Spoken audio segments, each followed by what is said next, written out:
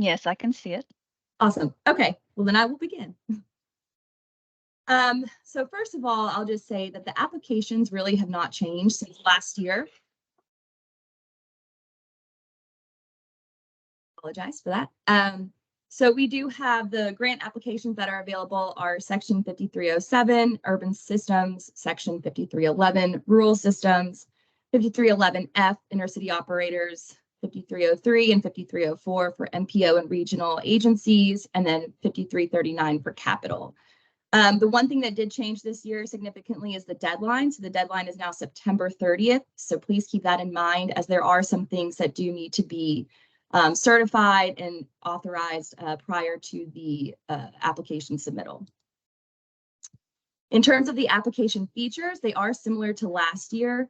And all of these are in Black Hat as well, similar to last year. One thing I will point out here is that the grant application checklist does have a list of all the forms that you will need to complete. And that is the same list that you will see uploaded in Black Hat as well. In order to complete the application, you will need to use some sort of program that can open a PDF. These are fillable PDFs, so either Adobe or Bluebeam.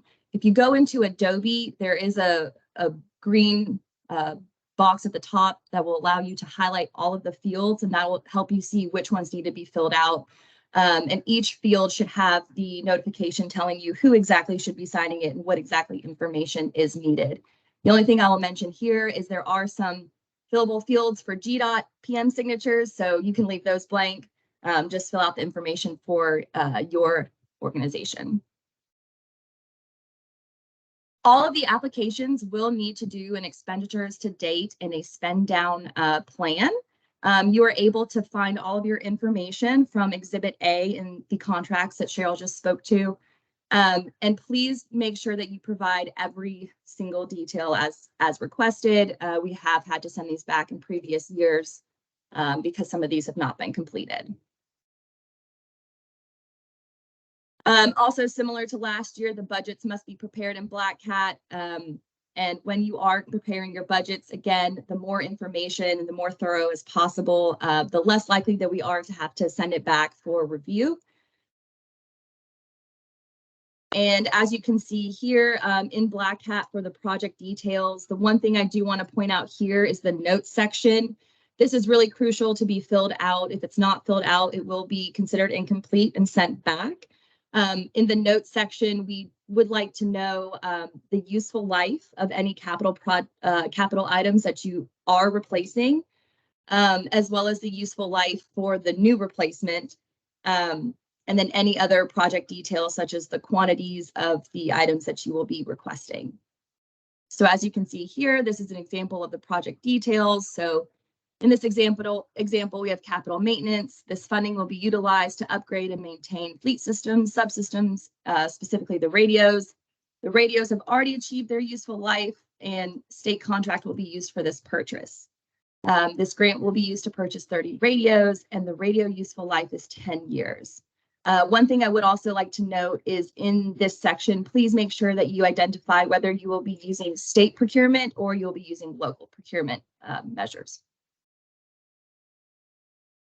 If you do have any questions regarding Black Hat, there are refreshers and training videos, and you can find that on the resources tab under global resources, and you'll see all of the videos that are available to you to help you navigate through Black Hat.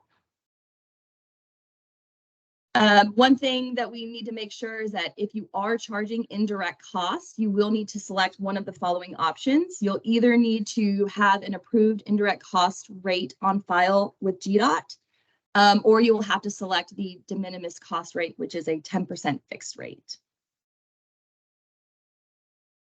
This is a list of some of the allowable operating expenses. So I'm not going to go through all of these. I think y'all can read them, but salaries, wages, fringe benefits, utilities, insurance, bridge, tunnel, and highway tolls, etc. The one thing I will say is that under some circumstances, there are two that can be included: interest on long-term debt obligations and then bad debt expense, although that is not eligible under 5311. If you do have any questions, though, if you are unsure about what is allowed as an operating expense, please check with your project manager. just to make sure before you are submitting your application. Tips for the successful application. So one of the biggest things to point out is that the person completing the application needs to have access to Black Cat. If you do not have access to Black Cat, or the person is no longer with you, or that person has now changed, please contact your project manager, GDOT project manager, to get all of the folks who need access to Black Cat in the system. All of the certifications and resolutions need to be executed. These need to be executed prior to the submission deadline. If you are unable to get these executed prior to the submittal deadline, please let your GDOT project manager know.